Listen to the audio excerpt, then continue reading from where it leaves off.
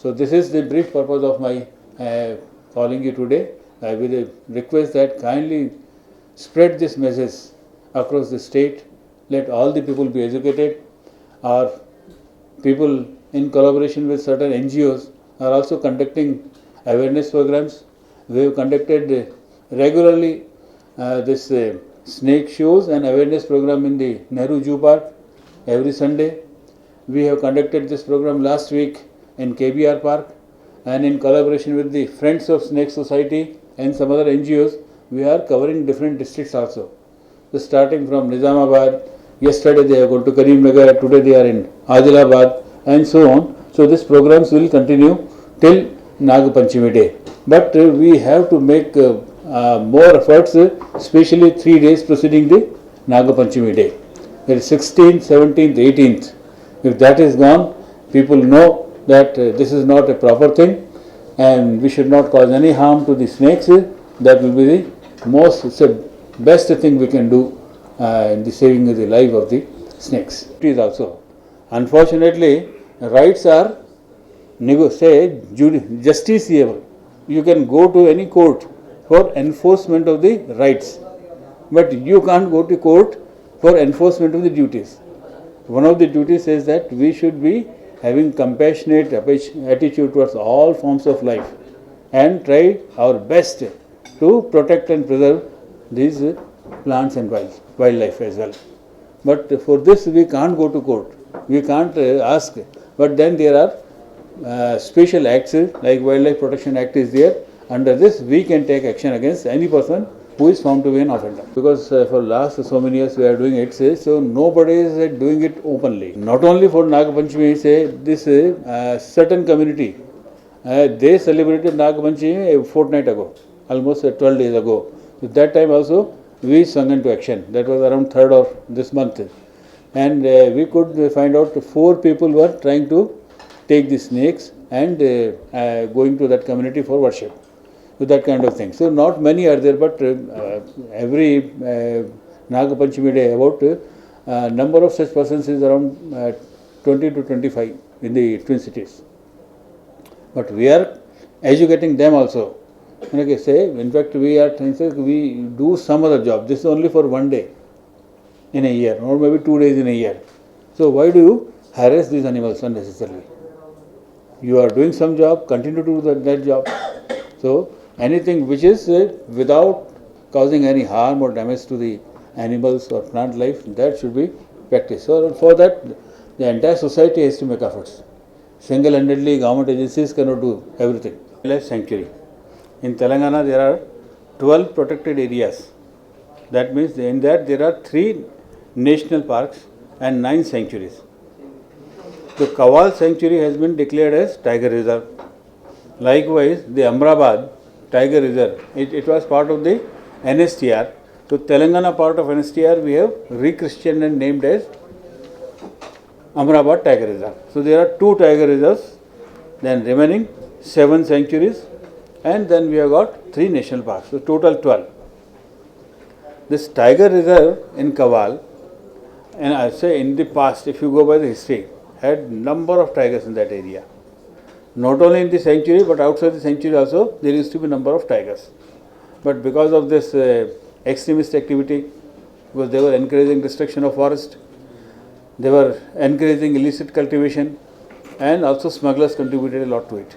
So the habitat, that means the house of the tiger, has been damaged beyond repair. And as a result, the tigers have vanished from here. Some of the tigers might have been killed, but others, they have gone to the neighboring states of Maharashtra this side, or Chhattisgarh this side, or elsewhere. So their number actually has come down. In 2010 census, 4 tigers were counted in Adilabad district. Then 14, the tiger reserve area, nothing was there. But corridor means the area which is linking 2 protected areas networks, the Kawal Tiger Reserve and Tadoba that side.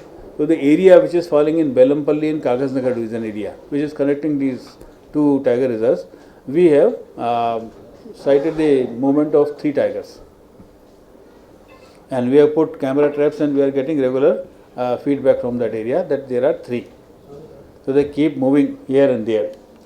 Likewise, in the corridor between Kaval and Indravati Tiger Reserve in Chhattisgarh, which is passing through Mancherial division. So in Neelwai area, Neelwai forest area, we have noticed the movement of one tiger. And lastly, the good sign that within the tiger reserve area, near Utnur, we have sign, we have the evidence of movement of one tiger. So we can say within this Adilabad district and Kaval Tiger Reserve, in and around, we can say there is movement of 5 tigers. This is a good sign.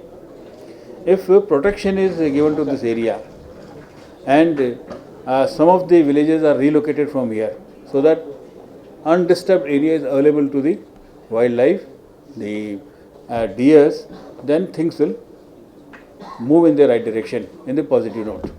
So that is on that side. And the Amrabad Tiger Reserve area, there are about, estimated you can say, but between 18 and 23 tigers are there in different parts. And that number is, last time it was 16, but we have seen the movement of cubs also. So that means now things are being restored to normalcy. And more number of, there is chances for mating and also breeding. So this presence of tiger cubs is sure sign of improvement in the habitat also. So now we can see and we hope that things will improve further. And in support of this our effort, the National Tiger Conservation Authority, they have sanctioned special tiger protection forces for both these tiger reserves. And this special tiger protection force consists of about 120 personnel, headed by one ACF rank officer. There will be 3 FROs, 120 persons, including police persons. And these people say, now we have written to the government of Andhra Pradesh, Telangana, to give us permission to recruit these people. So recruitment will be made by the field director of both the tiger reserves. And these people will be then trained on the lines of, say paramilitary forces, BSF or CRPF, CISF like. And one good thing is that in this force, people will be allowed to work only up to the age of 40. That means young blood will be there in this force. Once they cross the age of 40, they will be absorbed in the regular vacancies of the department. So by this method, we will be always having young blood. Normally we used to have this problem that our guards and foresters, many of them, they have crossed the age of 40, why 40, 50 also. Vacancies are there, plus age also is not in the favor of the people. So they can't compete with the young smugglers and poachers, energy wise. So now this force, first of all, strength is number, 120. Even if you put in 3 companies at 3 different places, 40 people will be available at each place. And wherever requirement is there, all the 3 parties can be put in action in one place. Both, even for Amrabad also. 120 persons, yes, each. The total 240. So that's why I say we are working. Say they will be trained not in regular. They will be trained either with some of the police training schools or maybe paramilitary organization. So that also will be indicated by the Government of India, especially the NTCA. So we will collaborate with the NTCA, and wherever they say that you send these people for training to that place, they will be sent there. So this process must be completed within a period of 2 years. Till that time we can make supplementary arrangement, makeshift arrangement, so that people are, and this NTCA will support raising of this special tiger protection force. All the expenditure will be borne by them, and all the officers and staff working in the tiger reserve areas, they also are given certain special allowances, which is not available to the normal forest officers. They will be armed. Not the entire thing, there will be a small contingent with arm in each company, so that armed forces are there. Otherwise, what is happening? So far, forest officers are unarmed, not even sticks with them officially. So now they will be there. And in addition to it, state government also has taken a decision to provide arms to the regular staff. So with this, things should be looking up. Protection should be improved. We should be at least providing safe haven to the tiger. Tiger is only representative species. The protection of tiger means protection of the entire habitat. It's not one species centric. Tiger with associates, the panthers, the birds, the reptiles, everything will be taken care of. Because once habitat improves, it will be safe sanctuary for all forms of life. And if there is no disturbance, they like to stay here only. That is the biggest challenge we have to face.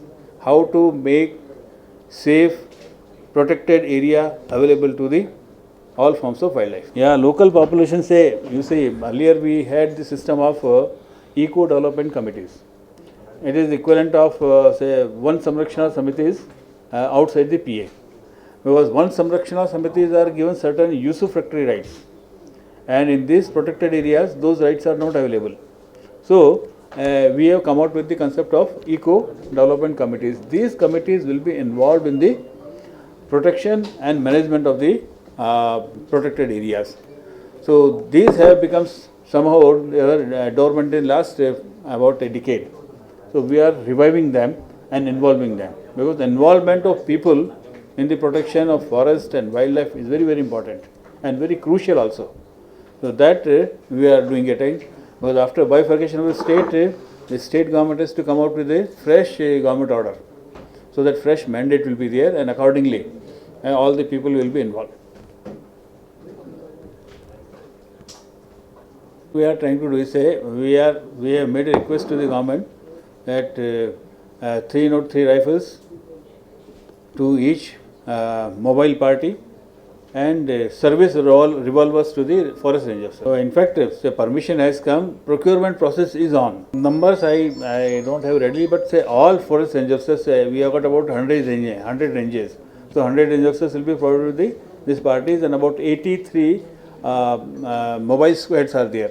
So they will be given. You say, and including flying squad parties, you can say 100. Eco-tourism is concerned in the protected areas. So the talks are going on between the Forest Department and the Tourism Development Corporation. Once we have got a policy, Government of India has got a policy. There are guidelines from the Government of India.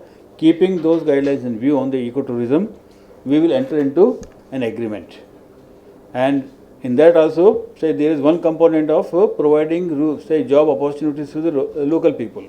So wherever possible, they will be given opportunity. If need be, building their capacities, they will be engaged there, and there will be profit sharing arrangement between. Say it's not a profit objective is not earning profits, but educating the people. So we firmly believe that if people are allowed to have access to the sanctuaries, to the forest, to the national parks, they will come to know what exactly is lying.